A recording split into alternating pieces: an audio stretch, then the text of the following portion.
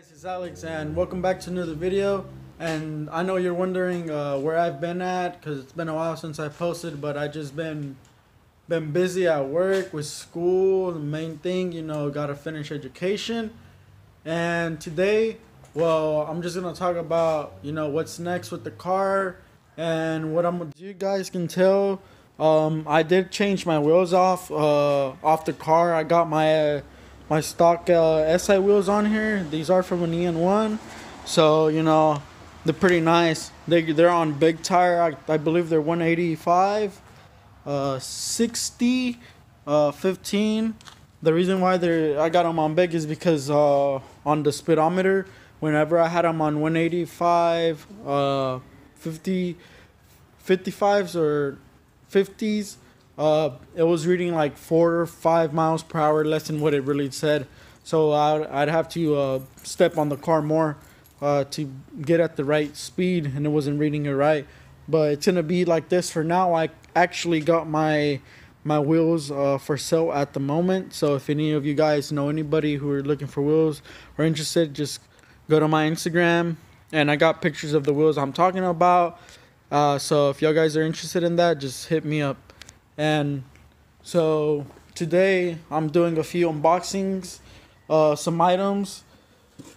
So as you guys didn't know, my engine is completely stock, and well, I'm having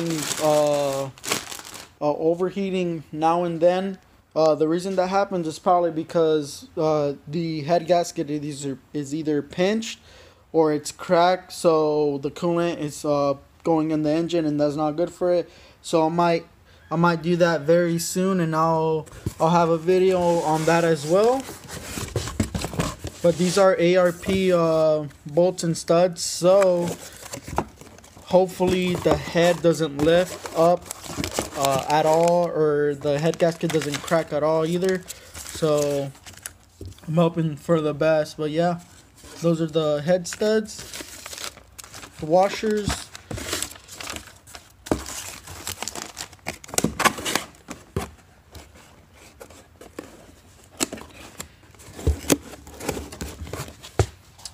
And if you guys don't follow me on Instagram, that's for what I post, what I'm doing normally. And I just installed a new PVC valve on the car. The reason why I installed a new one was because this one that I have in my hand, that's the old one now, because I already put it on a few days ago, and I didn't do a video on that. But it was really dirty. Alright guys, so this is the PVC valve. And as you can tell, it's really dirty from the inside. And so this the thread is where it goes inside the engine, and so whenever this gets clogged up, any pressure that isn't able to go out is going to cause damage inside your pistons in the combustion chamber. So as you can tell, it's really dirty. So if I were to blow on this, it wouldn't come out through the other side. And the new one, if you blow on it, it doesn't hesitate at all. And this has hesitation, and it doesn't open all the way. So I had to replace that, and it's really dirty, as you can tell. So that's the reason why I replaced that. This box right here contains a map sensor. And the reason why I am replacing the map sensor on my car is because I'm getting a code on my OBD2 scanner, and so it's marking that it's on low voltage. So it could possibly be that the one I have in the car at the moment isn't obviously giving any voltage, and it's lower than it should be. So that's the reason why I got this one. It's the Denso one, Denso brand. So it's the OEM ones that come on the car, and these aren't too expensive. They're normally about $10. The same thing for the PVC valve, about $10 on my car. Could be similar on yours, but if y'all do that, make sure y'all get it, because it's well worth it. You don't want your car running like crap. The OEM Honda head gasket, because those are the best ones you can find for your vehicle. It goes the same for any other vehicle. Don't go ahead and buy a, have you seen those kits on eBay, on Google, or any website that costs $40 or 80 or 60 bucks, don't go with those. Those are not good. Have you heard the saying, go cheap, buy it twice? So make sure that you go with the right way and spend the money. If it's $40 more, go ahead and spend it. It's worth it. And that's why I went with this one. And so this is hopefully gonna solve my head gasket problems, because these D17s are notorious for head gasket problems, and I believe this head gasket right there is leaking a little bit. That gasket right there, sorry. And then the head gasket, I'm getting that replaced, and hopefully the car is running good. But anyways, with these APR head studs and this head gasket, hopefully my car runs tip top, and I'm getting it tuned very soon. I'll be making a video on dyno day, so y'all guys be excited for that.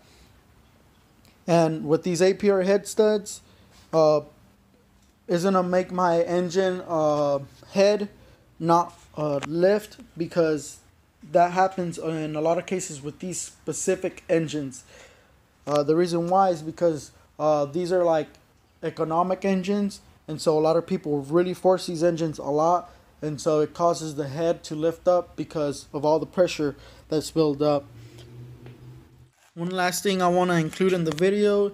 Alright, so as you guys know, this car is budget build, and I'm trying to spend as less money as possible to keep this car running. And I ordered these LED light bulbs off of Wish for $11 and $7 for express shipping, so it's $18. And so let me go ahead and take this out of the box.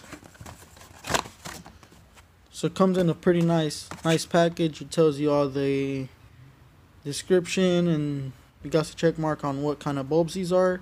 And the OEM bulbs on this car are halogen, so you know, there you go. You get low visibility, of course, with those, because you really can't see far. But the package comes really nice, like this. You open it, and they come in here. And I already replaced the bulbs, so I just kept my stock ones here. And if you guys do get new light bulbs for your car, make sure you don't touch the glass on it. Make sure you grab it from the bottom, or the bottom part off of it, so your bulbs don't go bad when you put them back on, if you decide to do that. But let me go ahead and show you guys how those look like. So they're tucked in there. They're really nice and really bright. As you can see them right there. Let me go ahead and turn to see if y'all guys can see how what a difference it makes. So they're really bright at night. Of course, I still need to adjust the high beams on these bulbs, so that'll be soon. But overall, they're really bright, and for 11 bucks, you can't beat that. And it gives it a whole different look with those white light bulbs on there. Yeah, guys. Alright, guys. One last thing I forgot in the video. I got a car part coming in Tuesday or Wednesday, and that part is a AEM wideband air fuel ratio gauge. And as you guys don't know, I don't have that gauge in my car right now because I didn't have the money at the time. But that's the final piece to get my car tuned, and the reason I need to get it is because it's gonna let me know if the car's getting a lot of fuel or it's getting less fuel, and then that's how you adjust the fuel adjustment in my ECU when I go get it tuned. And I'm hoping I get it tuned very soon, because it's causing my car to lose power, and it's eating away my fuel. So you got fuel consumption as well, and you get less MPGs as you go. So I'm occasionally filling my gas up like every 3 days, sometimes 4, depending on how the car's functioning. But yeah, so one of the O2 sensors is bad, which is why I'm getting the wideband now, so I don't have to buy that sensor, and I just put that one that's already coming with the wideband.